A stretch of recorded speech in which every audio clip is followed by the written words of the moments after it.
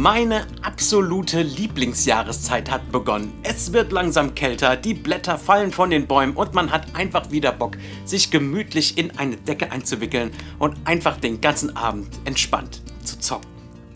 So ab September gibt es auch in der Regel wieder größere Spiele-Releases und dadurch, dass es auch einfach wieder früher dunkel wird, hat man hier auch irgendwie gefühlt mehr vom Abend und mehr Zeit für die Konsole. Passend zu dieser Jahreszeit habe ich meine persönlichen Top 10 Cozy Games 2022 dabei. Gemütliche und angenehme Spiele, die einen entweder nicht zu sehr fordern oder sich beispielsweise nur auf ein bestimmtes Gameplay-Element konzentrieren. Wenn ihr also noch Inspiration braucht, was ihr diesen Herbst zocken wollt, dann gönnt euch jetzt meine Top 10 Cozy Games. Let's go!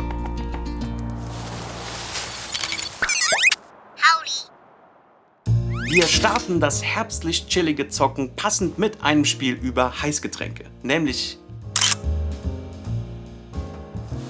Coffee Talk. In diesem sehr entschleunigten, storylastigen Visual Novel Spiel sind wir ein Barista und Kaffeeinhaber, der sich die Gespräche von den Leuten an der Bar anhört und ihnen dabei heiße Getränke mischt. Das ganze Spiel fühlt sich an, als lebt man in einem dieser Lo-Fi-Videos, da die Musik super entspannt ist und man die ganze Zeit in die Storys der verschiedenen Kreaturen eingesogen wird. Ich sag mit Absicht Kreaturen, da wir uns in Coffee Talk in einer alternativen Variante unserer Welt befinden, noch genauer in einer alternativen Variante von Seattle. Hier leben nicht nur Menschen wie die Autorin und Stammkundin Freya, sondern auch Vampire, Werwölfe und andere Kreaturen, die sich alle einfach nur ein offenes Ohr und ein Getränk ihrer Wahl wünschen. Der Story-Anteil übernimmt dabei wirklich 90% der Arbeit und hält aber auch mit spannend geschriebenen Figuren hier das Interesse, während wir effektiv immer nur, wenn jemand Neues reinkommt, einen Drink mixen müssen. Es gibt zwar noch einen Endlos-Modus, in dem wir einfach nur Kaffees, Tees und andere Getränke mixen, aber die Kombination von gemütlicher Atmosphäre, spannenden Figuren und genauem Zuhören macht hier eben das Zockererlebnis aus. Kann aber auch verstehen, wenn jemandem das Gameplay hier ein wenig zu kurz kommt. Also machen wir weiter. Disneys Dreamlight Valley. In Disneys hauseigener Variante von Animal Crossing oder anderen ähnlichen Live-Farm-Simulatoren erstellen wir uns formschön einen eigenen Disney-Avatar und werden in das namensgebende Dreamlight Valley gedrückt, wo wir fortan leben und den unter einer Form von Amnesie leidenden Disney-Charakteren dabei helfen müssen, ihre Heimat wieder aufzubauen, Freundschaften schließen und das ominöse Vergessen bekämpfen. Obwohl es hier wirklich an jeder Ecke nach Microtransactions riecht, sind hier aber zumindest zum jetzigen Zeitpunkt keine zu finden. Das ist ziemlich impressive und macht tatsächlich die meisten Spielmechaniken in Dreamlight Valley wie Farmen, Angeln, Sammeln und Einrichten richtig unterhaltsam. Denn im Gegensatz zu vergleichbaren Spielen haben wir hier natürlich nicht nur die Stärke von den Disney-Lizenzen und somit zahlreichen vertrauten Gastauftritten von Charakteren, Locations und Songs, sondern auch wirklich so etwas wie eine übergreifende Story und sogar eine Bedrohung, der wir uns als neuer Protagonist und Freund der Kindheitsfiguren stellen müssen. So wird das Aufbauen des Dreamlight Valleys nicht nur zum simplen Zeitvertreib, sondern zu einer richtig schönen Mission, die aber in ihrer Darstellung trotzdem noch gechillt genug bleibt, dass einem hier nicht der Puls hochrast. Ich hätte nicht damit gerechnet, dass mir das Spiel so gut gefällt, aber here we are. Als nächstes kommt ein Spiel, in dem Kreativität ganz vorne steht, nämlich Toem. Hier spielen wir in einer sehr minimalistischen Comic-Sketch-Welt eine Figur, die auf eine große Fotoreise geht. Das Ziel von Toem ist es, in den einzelnen Stages bestimmte Fotomissionen zu erfüllen, die wir von den zahlreichen Bewohnerinnen und Bewohnern dieser Welt bekommen. Dabei fangen wir in einer sehr kleinen und ländlichen Umgebung an und arbeiten uns nach und nach weiter Richtung große Stadt. Wir starten mit einfachen Aufgaben und bekommen in jeder neuen Location von verschiedenen Personen weitere Missionen, mit denen wir dann bei Erfüllung Stempel sammeln, die wir wiederum nutzen, um uns ein Busticket zur nächsten Location zu besorgen.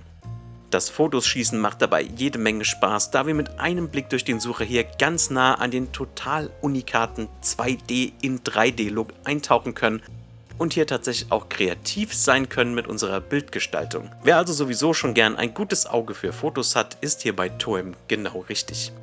In den meisten Stages gibt es nämlich oft mehr Ziele zu erreichen, als man für ein weiteres Busticket braucht, Also kann man sich hier sogar ganz individuell austoben und sich ein eigenes kleines Abenteuer zusammenstellen. Toem setzt sich hier nicht nur mit seinem Artstyle von der Konkurrenz ab, sondern auch mit seinem ziemlich selbstständigen Spielstil und seinem Tempo. Kann ich wirklich nur sehr ans Herz legen.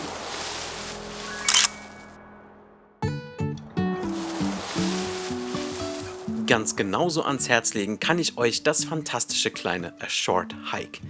Hier spielen wir einen kleinen Vogel in einer total bunten und wunderschönen großen digitalen Spielwiese. Die Story von A Short Hike ist so simpel wie sein Name, denn eigentlich wollen wir hier nur auf den höchsten Gipfel dieses kleinen Urlaubsorts kommen, der angeblich nur einen kurzen Wanderweg entfernt ist. Auf dem Weg treffen wir allerdings allerhand andere Leute, die uns von sich erzählen und uns auch kleine Aufgaben geben, während wir verschiedene Gegenstände einsammeln, mit denen wir zum Beispiel länger gleiten und klettern können. A Short Hike imponiert hier nicht mit einer erzählerischen Tiefe, sondern ganz klar mit seiner Atmosphäre und den richtig vielen Möglichkeiten, die uns das Spiel präsentiert. Denn die Aufgaben in diesem kleinen Indie-Titel sind jetzt nicht wirklich zahlreich, dabei ist aber die Offenheit dieser Welt das Bezaubernde, da wir einfach mal drauf loslaufen können und ganz in unserem eigenen Tempo dieses Spiel erkunden können. Für ein paar entspannte Stunden genau das Richtige.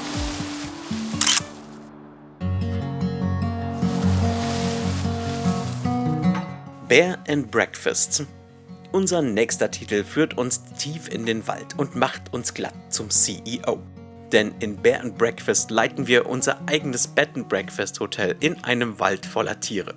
Absolut verrückt. Hier muss ich leider dazu sagen, dass sich die Switch-Version von Bear and Breakfast nicht so mega gut steuert, wie das auf dem PC der Fall ist, da das User-Interface hier sehr kleinteilig ist und das Navigieren mit Controllersteuerung hier durchaus seine Tücken hat und eine starke Lernkurve auch am Start ist. Das ganze Spiel hat eine verrückt comichaft gehaltene Story mit Hank, dem Bär, der mit seinen Freunden im Wald unterwegs ist und eine seltsam sprechende Hai-Statue entdeckt, die ihm prompt anbietet, Geld mit seinem eigenen Bed and Breakfast zu verdienen. Mit etwas Unterstützung von anderen Tieren aus dem Wald geht es dann auch schon direkt los und man eröffnet in Windeseile seine erste Location, die man dann schon an Touris vermieten kann.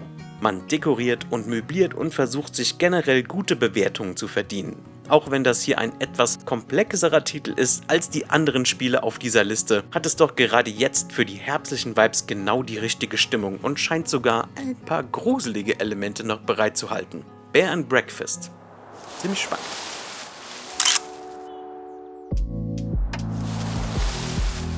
Land of Screens. Nachdem wir in den letzten paar Spielen jetzt immer sehr tierische Gefährten gespielt haben, wechseln wir mit diesem Spiel mal wieder auf eine menschliche Protagonistin.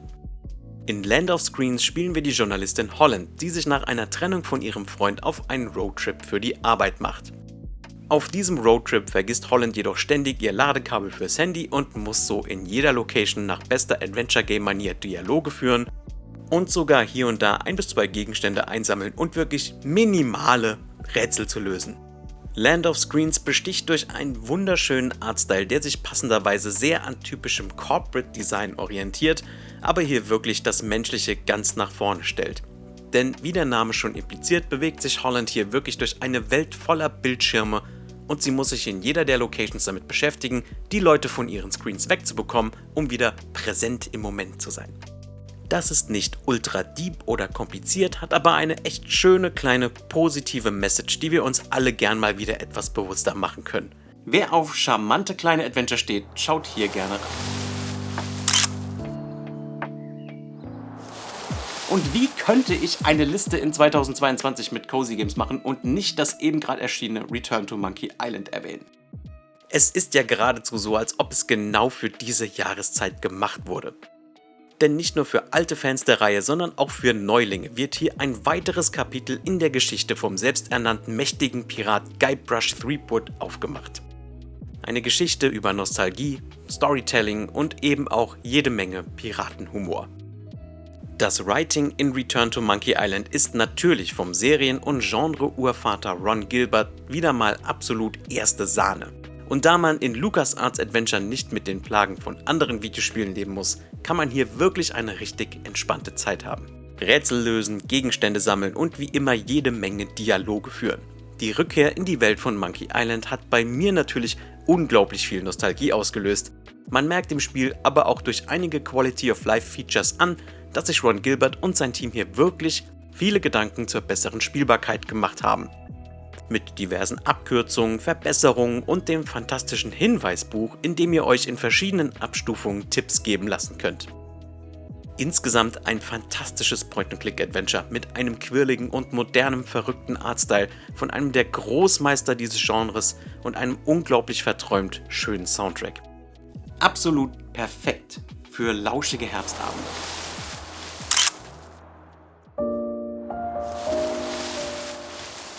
Mit Dorfromantik kommt hier ein absoluter Must-Play-Titel von mir auf diese Liste. Dieses kleine, aber sehr geniale Spiel von einem deutschen Entwicklerteam präsentiert uns ein simples Spielprinzip, was aber jede Menge Nuancen und Feinheiten mit sich bringt. Hier halten wir uns nicht mit Story oder irgendwelchen nervigen Tutorial-Charakteren auf. In Dorfromantik bauen wir nämlich schlicht und ergreifend Landschaften. Und zwar mit diesen sechseckigen Kärtchen. Auf jedem dieser Kärtchen befindet sich beispielsweise Wiese, Wälder, Dörfer, Felder und viele andere Dinge, die wir zu einem harmonischen Gesamtbild zusammenfügen müssen. Aber nicht nur das, wir müssen auch die vorhandenen Elemente auf den Karten kombinieren und dabei an manchen Stellen Quests und Aufgaben erfüllen und beispielsweise eine festgelegte oder Mindestanzahl von einer bestimmten Sache anlegen, die uns bei Erfolg dann wiederum neue Karten spendiert. Und dann geht es einfach nur darum, so lange wie möglich im Game zu bleiben und eine große, schöne Welt zu bauen und seinen eigenen Highscore zu knacken. Auch wenn es hier zwar noch verschiedene Spielmodi gibt, macht der klassische Modus einfach am meisten Spaß, weil man hier auch konstant bei der Stange gehalten wird und ein gewisses Ziel vor Augen hat. Das Gameplay von Dorfromantik macht richtig süchtig und es ist perfekt, um dabei zum Beispiel nebenher einen Podcast zu hören oder eine Serie oder einen Film auf einem Second Screen anzuhaben. Stürzt euch rein in dieses fantastische Spielprinzip. Kein unnötiges Plemplem, einfach nur Dorfromantik. Fantastisch.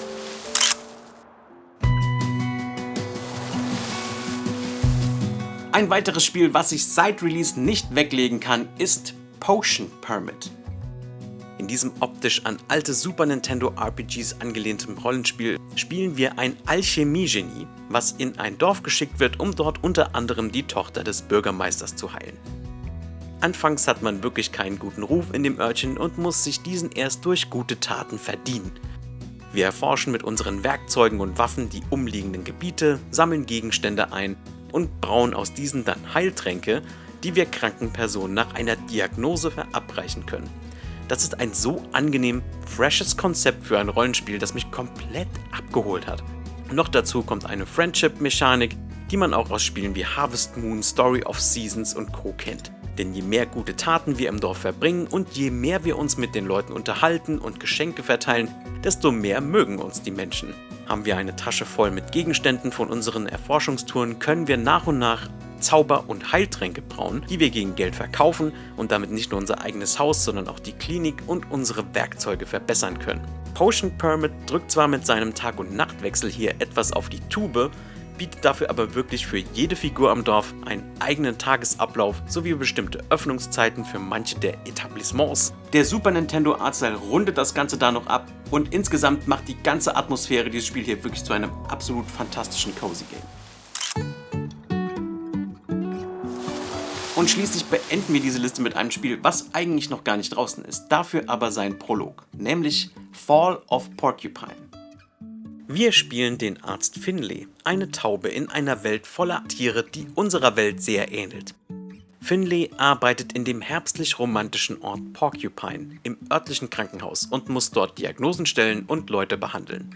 Das ist aber nicht alles, denn Fall of Porcupine ist sehr storylastig und wir bekommen hier in dieser wirklich bildschön malerischen Optik eine kleine Einführung in die Story, die dann hoffentlich im Hauptspiel genauso schön weitergeführt wird. Finley ist noch relativ neu in Porcupine und muss sich erstmal ein wenig zurechtfinden. Zwischen Chefs, Kollegen und anderen tierischen Charakteren aus der Stadt scheint sich hier wirklich eine interessante kleine Erzählung anzubahnen. Denn die Stadt hat eine lange Geschichte und jede Figur scheint so ihr eigenes kleines Päckchen mit Problemen mitzubringen. Auch wenn der Prolog von Fall of Porcupine nicht sonderlich lang ist, lohnt es sich doch wirklich allein für seine bezaubernde Herbstatmosphäre reinzuschauen und diesen Titel fürs nächste Jahr im Blick zu behalten. Und vielleicht hat dieser Prolog auch noch passend zur gruseligen Jahreszeit etwas Düsteres im Gepäck. Und das waren sie auch schon, meine 10 Vorschläge für Cozy Games im Herbst 2022. Ich hoffe, euch hat die Liste gefallen. Und noch ein paar Worte in eigener Sache. Solche Spiele sind wirklich ein sehr gutes Beispiel dafür, was das Medium Videospiele alles so kann und wofür es eigentlich so richtig gut ist, nämlich, dass man nach gestressten Arbeitstagen einfach ein bisschen runterkommen kann, vielleicht mal in eine andere Welt eintauchen, ein bisschen die Kreativität anregen. Und das ist einfach was Besonderes. Das ist was ich gerne auf meinem Kanal weiterhin vorstellen möchte. Und das ist was für mich Videospiele bedeuten. Und was mir auch einfach hilft, so ein bisschen durch den schnöden Alltag zu kommen. Deswegen, die Welt ist gerade ein bisschen verrückt und ich hoffe, dass euch diese Vorschläge vielleicht ein bisschen Inspiration geben, einfach mal abends was Neues anzuzocken, was ihr vielleicht noch nicht kennt. Und im Idealfall habt ihr dann einfach mal ein paar Stunden eine gute Zeit, denn dafür sind Videospiele einfach ein wunderschönes Medium, um genau das zu machen. Passt auf euch auf, gönnt euch ein paar coole Spiele, gönnt euch einfach mal ein bisschen Ruhe, wickelt euch ein in eine schöne gemütliche Decke, trinkt ein Heißgetränk eurer Wahl und ja, chillt. Vielen Dank, dass ihr euch auch dieses Video angeschaut habt. Wenn es euch gefallen hat, gebt mir doch gerne ein Like, schreibt was in die Kommentare, abonniert den Kanal, wenn ihr es noch nicht habt. Und dann sehen wir uns gerne mal in einem anderen Video. Macht's gut und bis bald. Ciao.